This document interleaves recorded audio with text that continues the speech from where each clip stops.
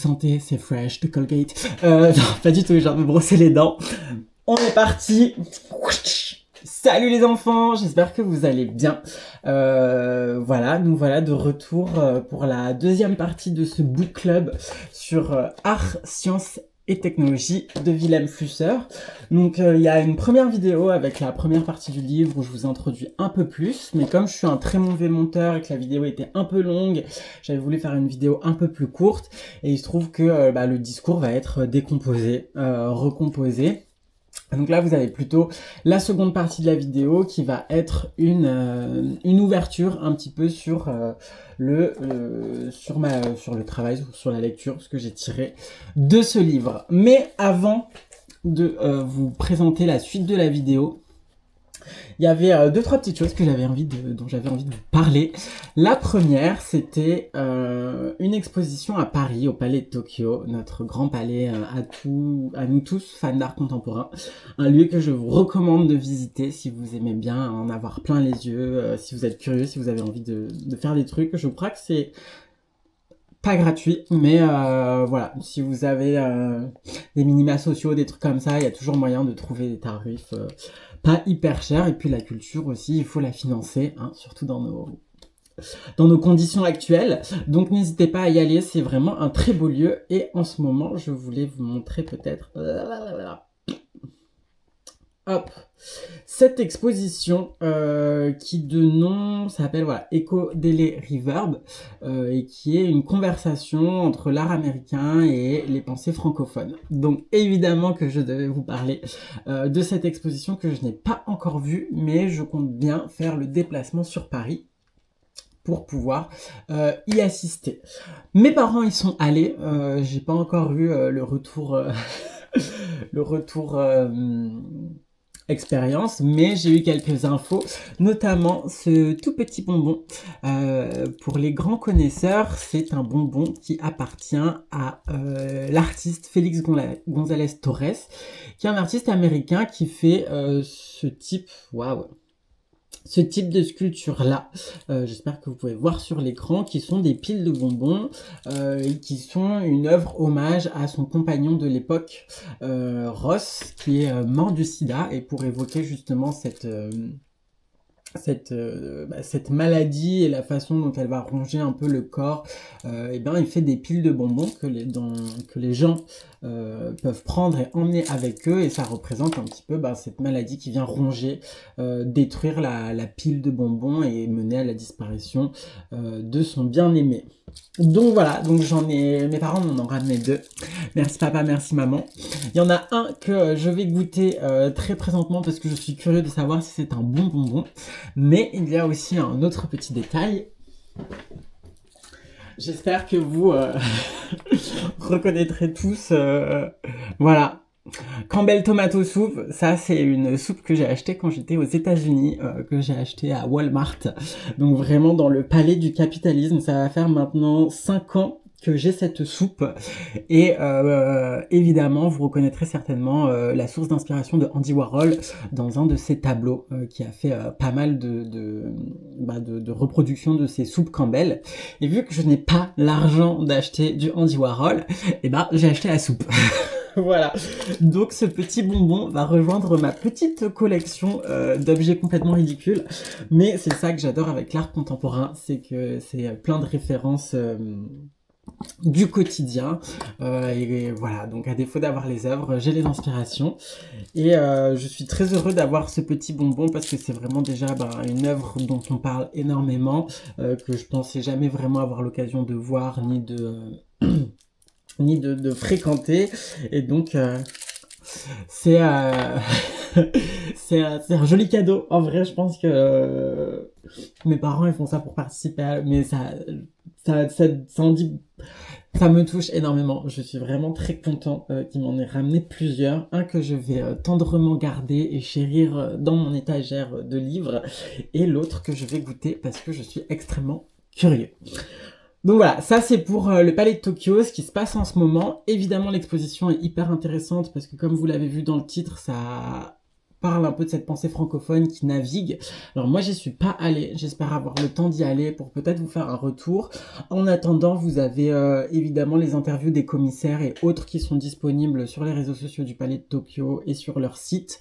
Voilà, moi j'attends que ma maman me ramène de la documentation pour que je puisse m'interroger un peu plus. Et bien évidemment, s'il y a un catalogue d'expo, je vais aller l'acheter parce que j'ai envie de savoir ce qui se dit, j'ai envie de garder un souvenir de cette exposition et de toutes ces thématiques puisque ça peut mener à d'autres vidéos, à d'autres questions, à une curiosité intellectuelle et puis surtout les œuvres ont l'air quand même plutôt sympathiques. Donc voilà, ça c'était le truc un peu news.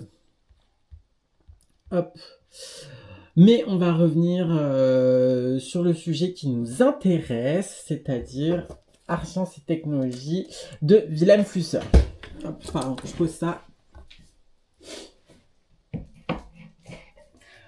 sur mon étagère. Mais voilà, juste avant, peut-être pour remettre un peu de contexte, donc on a parlé pas mal de Fred Forrest dans la précédente vidéo, et dans la vidéo qui arrive, je vais vous parler des Nine Evenings.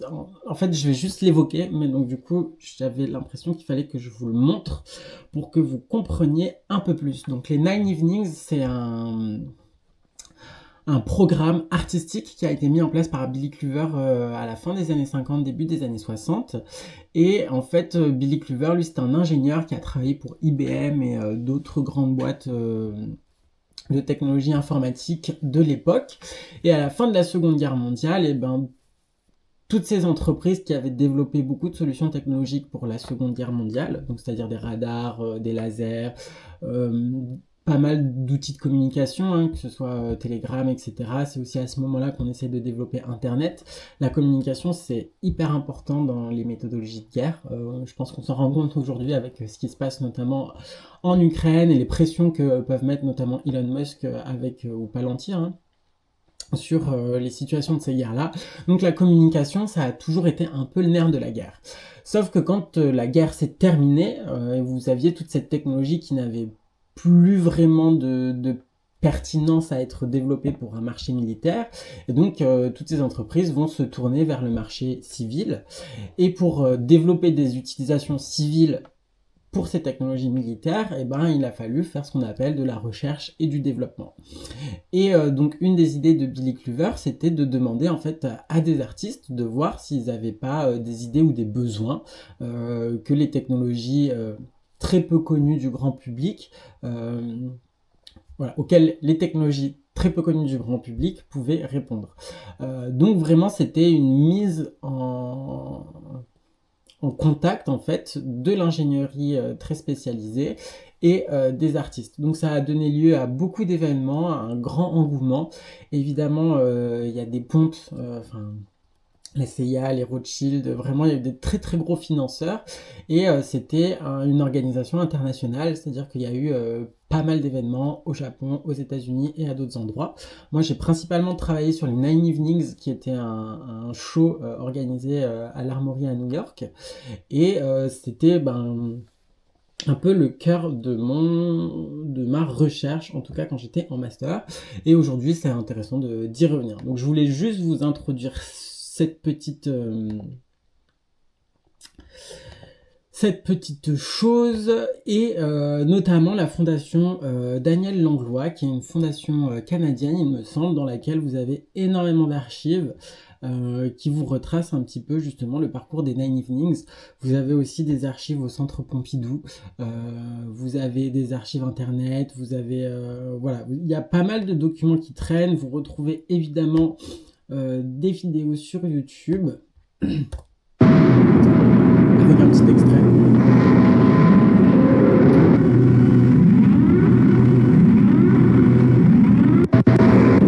Ça c'est vraiment je sais pas si on a besoin du son, mais ça c'est vraiment les enregistrements qui ont été faits dans les années 60 de ces événements qui mélangeaient en fait performance, technologie et art. Donc c'était vraiment quelque chose de très vivant, très intéressant. Vous aviez toute la scène, enfin new-yorkaises, Rauschenberg, Yvonne Rainer, John Cage, Deborah Hay, Steve Paxton, Ovid Fallerstrom, vraiment, Fallerstrom, je massacre son prénom à chaque fois, il faut m'excuser. Mais voilà, et c'était vraiment une grosse équipe, un très gros show, et hyper intéressant dans cette relation justement entre ingénieurs, sciences et artistes. Et c'est en vous présentant cette petite vidéo ou cette petite introduction Nine Evenings que je vais vous laisser avec la suite, évidemment. En train de faire des trucs correctement sur le live. Sorry. La prochaine fois, qu'est-ce qu'on va faire? Je me mets aussi des objectifs en même temps. Moi, je voulais parler de l'art sociologique et la vie dialogique, son rapport à la science et comment, il propose, je sais pas, on va le faire maintenant, il propose quand même dans son livre un rapport à la science qui est un petit peu différent. C'est-à-dire que la critique première de Wilhelm Flusser, ça reste quand même de dire que, je résume, je rajoute des trucs, vous lirez le livre si vous voulez avoir des infos sûres. Il y a un peu cette idée que l'artiste, dans la période humaniste, c'est aussi un ingénieur. C'est-à-dire que la Renaissance, c'est une découverte de connaissances scientifiques et en même temps un développement artistique. Et du coup, Wilhelm Flusser, il a l'air de pointer du doigt le fait que l'artiste de l'époque, il était autant renseigné sur des questions de physique qu'il ne l'était sur des questions plastiques. Et que du coup, c'était un avancement scientifique où les sciences dures et les sciences molles, elles marchaient main dans la main. Donc ça, c'est une analyse. Moi, ce que je rajoute, c'est que, à mon avis, c'était plus facile au XVe siècle de connaître tout ce qu'il y avait à connaître sur les mathématiques et sur le dessin ou sur les techniques de production, ateliers, etc., que ça ne l'est aujourd'hui. Aujourd'hui, ce sont des savoirs qui sont tellement spécifiques. Je veux dire, si vous voulez avoir une connaissance fine en métaphysique, pas en métaphysique, mais en physique quantique ou des choses comme ça, il faut déjà avoir un bon niveau en physique. Et à mon avis, les conversations n'étaient pas aussi poussées, développées, ne demandaient pas autant de connaissances au 15e ou 16e siècle. Et donc, de facto, l'artiste, pour moi, ne peut plus avoir cette connaissance scientifique aussi poussée pour que ça se développe en même temps. Les figures comme Fred Forrest, puisqu'elles utilisent les nouvelles technologies ou les ingénieries, il y a cette communication en fait entre développement technique, technologique, scientifique et leur utilisation dans l'artistique. Et donc il y a vraiment des vases communicants entre science, méthode scientifique et art. Et donc du coup, la critique principale de Wilhelm Flusser quant à l'art sociologique, c'est que Fred Forrest, il fait pas de la science. Fred Forrest, il utilise des techniques scientifiques, il met en avant le dialogue comme construction intellectuelle, comme dépassement justement. Donc il parle de la vie dialogique, etc. On revient à ce système de communication. Donc il va utiliser les systèmes de communication pour créer des discussions, et de ces discussions, on doit obtenir une nouvelle forme plastique. Mais ce que dit Wilhelm Flusser, c'est que vu que il dit qu'il n'y a pas de dimension scientifique ou de science dure dans la pratique de Fred Forrest, et que la pratique de Fred Forrest, c'est plus un enregistrement d'une action, ou plutôt d'une discussion, alors qu'elle devrait venir poser la question ou intégrer les apprentissages artistiques dans la science. Donc c'est là où ma compréhension aussi elle est limitée, où j'ai encore beaucoup de doutes, et je trouve que c'est quelque chose d'intéressant. C'est comment est-ce que la science et les arts peuvent fusionner ensemble. Donc dans cette idée de recherche et de création, donc avec l'idée que la recherche, c'est une recherche scientifique qui doit mener à une création qui est plastique. Là, le constat qui est fait, c'est qu'il y a de la recherche scientifique qui donne des objets scientifiques, et il y a une recherche plastique avec des objets scientifiques qui donnent du plastique. Et lui, l'idéal qu'il a l'air de pointer du doigt, c'est que la recherche artistique et la recherche scientifique ensemble doivent mener à un produit et que ça doit pas être deux conversations séparées qui chacune propose un produit spécifique. Donc il a vraiment une volonté que artistes, ingénieurs soient vraiment regroupés, mais qu'ensemble ils aient une production scientifique et artistique. Donc c'est recherche-création pour produire un seul objet ou un seul objet, méthode, ce que vous voulez, pour produire une seule chose, et que cette chose-là, elle participe au dépassement de nos problématiques contemporaines. Et je trouve ça génial comme idée. Moi, j'étais vraiment, quand j'ai commencé à lire ce livre, et même quand j'ai étudié les EIT Programs, c'était vraiment des ingénieurs qui donnaient des objets à des artistes et des artistes qui trouvaient une utilisation à ces objets-là. Mais ça veut dire que tout le travail scientifique, même la connaissance scientifique, elle était détenue par les ingénieurs, utilisée par les ingénieurs, et l'artiste, c'était un peu un commanditaire, mais il y avait cette interface artiste-ingénieur. Et du coup, Wilhelm Flusser, lui, il a l'air de vouloir pousser la chose plus loin et de dire que ça doit être des co-création, ça doit pas être l'ingénieur au service de l'artiste ou l'artiste au service de l'ingénierie, ça doit être artiste et ingénieur au service de la question originelle. Quand je parle de question originelle, il n'y a rien de divin là-dedans. C'est juste dans un cadre de recherche, les deux ensemble doivent répondre à la question initiale de manière artistique et scientifique. Et c'est pas l'un ou l'autre, c'est que les deux avec leur méthode, doivent s'associer pour produire cet objet-là. Bref, et c'est un défi à la recherche-création, défi qu'il met au regard de la méthode de des œuvres de Fred Forrest. Donc bah, moi c'est au final, bon, ce sera une vidéo de 1 demi-heure avec un petit moment que je vais zapper, ça va couper, peut-être ce sera un peu plus court. C'est un très mauvais résumé de ce livre que je vous invite, si vous êtes curieux, à acheter. Évidemment, il n'est pas très cher, c'est 12€, c'est une collection d'articles. Wilhelm Flusser aussi, qui a l'air d'être quand même une figure assez importante en Amérique latine, qui a beaucoup travaillé dans les arts, fait les biennales de Sao Paulo, qui a essayé d'organiser aussi pas mal de résidences de recherche et de création. Donc voilà, moi c'est vraiment des thématiques qui m'intéressent de ouf en fait, parce que voilà, peu importe, c'est mes études. Du coup voilà, maintenant dans le monde pro, j'aimerais bien in fine arriver à ce genre de choses.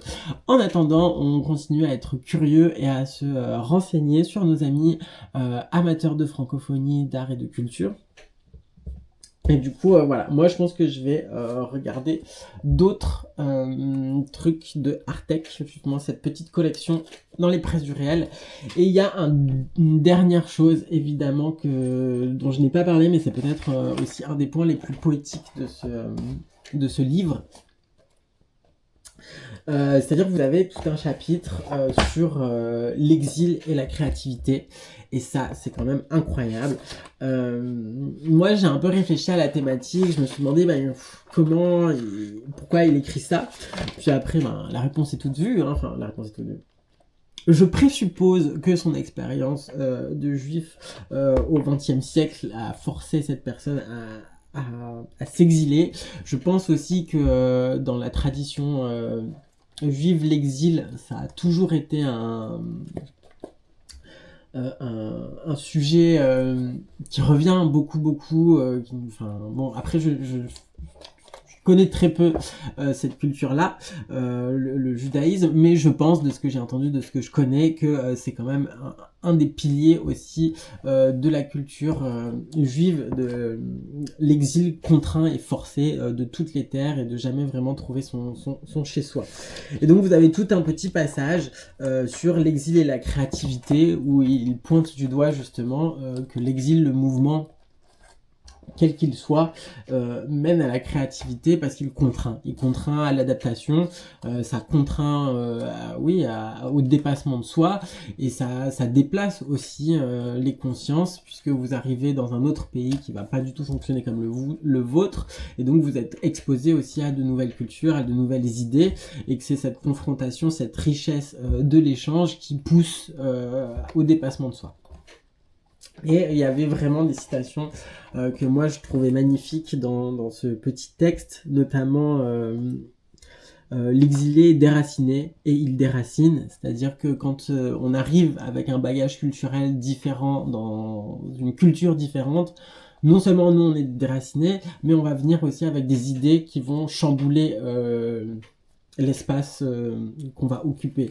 Et donc il y a vraiment cette idée-là, mais c'est bon. Quand on contraste aussi avec d'autres expériences, notamment avec l'esclavagisme ou des choses comme ça, c'est pas un déracinement similaire, parce que dans un cas il y a une perte d'identité quand on prend un esclave, qu'on le déporte, on le prive de toute culture, de toute chose, et il y a un peu cet exil forcé où il y a, de ce que je comprends hein, de ces histoires-là, il y a une préservation aussi de l'identité culturelle, c'est-à-dire qu'ils ont réussi quand même à maintenir, à soutenir cette identité-là, alors que d'autres ont été obligés de mélanger, de recréer. Bon, voilà.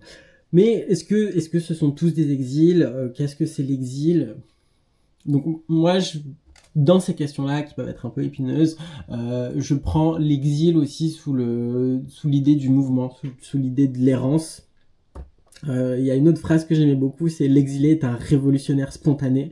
L'exilé doit créer ou périr, l'exilé est poussé vers la vérité. Et tout ça, ce sont des toutes petites phrases. En général, elles introduisent un paragraphe où il va justement explorer un petit peu ces phrases un peu, enfin ces postulats hein, d'une certaine façon. Quand on dit l'exilé est un révolutionnaire spontané, j'adore. Et voilà. Et puis il a toute une partie aussi où il va discuter pas mal d'anarchisme et comment est-ce que dans la liberté artistique et la pensée libertaire ou anarchiste vont souvent de pair, ou en tout cas c'est ce qu'il suggère. Et j'aimerais dire que ce n'est pas le seul à suggérer ce genre de choses, puisque vous avez aussi ce tout petit livre, donc là on est chez l'édition Folio, que tout le monde connaît, je sais pas si vous arrivez à lire, c'est La petite éloge de l'errance de Akira Mizubayashi. Et donc ce livre fait totalement écho avec cette idée de l'exil et de la créativité, mais d'une façon totalement différente. Akira, lui, va se baser sur les nombreux films de samouraïs qui sont publiés à la fin du XXe siècle, et il va faire un très très beau comparatif entre la situation du samouraï sans maître et le contrat social de Rousseau. Littéralement, hein, encore une fois, c'est pas moi qui le dis, moi je vous invite à le lire, juste le petit article de Wilhelm Flusser et La petite éloge de l'errance, et si je suis le seul à faire des connexions entre ces deux textes, traitez-moi de fou. En attendant, je trouve qu'il y a vraiment beaucoup de similarités, notamment dans le fait que exister à la marge de la société, ça fait de vous un révolutionnaire spontané, parce que vous voyez un fonctionnement, un système, et que lorsque vous êtes un exilé ou un paria et que vous faites le choix de revenir au sein d'une société, de vous y investir, c'est un choix. Et donc vous n'êtes plus dans une position où vous faites fonctionner une société parce qu'elle se doit de fonctionner telle qu'elle est. Vous êtes allé ailleurs, vous êtes revenu. Et en général, quand on revient avec des choses, on revient avec des ambitions, on revient avec des volontés de changement, d'adaptation, de critique, quelle qu'elle soit. En tout cas, moi, c'est ce que je retiens un petit peu de ces deux petites lectures. Celle-ci, histoire de l'art à fond. Celle-ci aussi, malgré tout, puisque il parle vraiment de pas mal d'analyses de films. J'ai plus les noms en tête. Ce sont les grands réalisateurs japonais qui parlent de samouraï. J'ai plus les termes. Voilà, j'ai plus les termes, faut pas chercher plus loin. Super livre, en plus, moi je crois que j'ai entendu parler de ce petit Akira pas mal à la télé, certainement dans un C'est à vous ou un C'est dans l'air, un truc sur France Télévisions. Donc je crois que c'est un petit peu un artiste à la mode en ce moment. Un écrivain, un auteur. J'ai pas sa biographie, mais pendant que je vous parle, je suis très intéressé. Donc il est lui aussi, c'est un francophile japonais cette fois-ci qui est né en 1951. Donc voilà, donc c'est Voilà, moi ça me fait plaisir de vous présenter ces deux livres parce que ça met aussi un petit peu la base de la chaîne de Enfants francophones et ça c'est Enfants francophones, c'est des gens qui partagent des réflexions en français parce que sinon bah, je comprends moins, mais donc du coup avec une base culturelle qui est la même tout en étant différente. On a quand même Prague. République tchèque, voilà. Prague, il me semble que c'est en République tchèque, vas-y la géographie. Notre petit Akira qui est japonais, lui a grandi en Amérique latine, lui est venu en France, et pareil pour Akira, donc c'est vraiment hyper riche en fait, parce qu'on voit notamment à travers la thématique de l'exil, qui du coup est totalement cohérente comme lien et comme point de défense, bah, que la francophonie c'est quand même ça, c'est des belles rencontres, des beaux auteurs et des réflexions qui me permettent de mettre le monde un peu dans d'autres paradigmes. Donc voilà, je quitte là, ça fait 35 minutes, je pense que c'est suffisant pour YouTube et j'ai pas travaillé beaucoup plus pour pour tenir un cours une vidéo de 1 heure ou vous faire un cours, parce que justement je ne suis pas un spécialiste, je suis un amateur aguerri, on va dire. Et voilà, et c'est encore des thématiques que j'explore et voilà, donc ce sont des petites lectures. Celui-ci se lit très facilement. Celui-ci va vous mettre plein de trucs dans la tête et je vous retrouve pour un autre club lecture avec d'autres livres ou d'autres vidéos sur l'art contemporain. Je pense que les prochaines vont être un peu plus autour d'expositions que j'ai faites récemment à Montpellier et à Sète. C'est ma terre, voilà, le sud de France. Et je vous retrouve le plus vite possible. Allez, salut!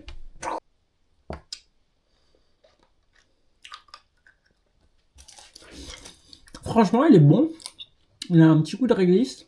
Moi, je sais pas si vous connaissez Pézenas dans le sud de la France où ils font plein de bonbons. Je sais plus comment ça s'appelle. C'est des sucettes aussi et ça a vraiment secoué cette texture. Et il a une bonne texture. Je sais pas comment expliquer. Elle est pas trop sucrée. Il a une texture un peu râpeuse, mais j'aime bien. C'est pas tout lisse comme les bonbons qu'on connaît. Franchement, il est pas mauvais.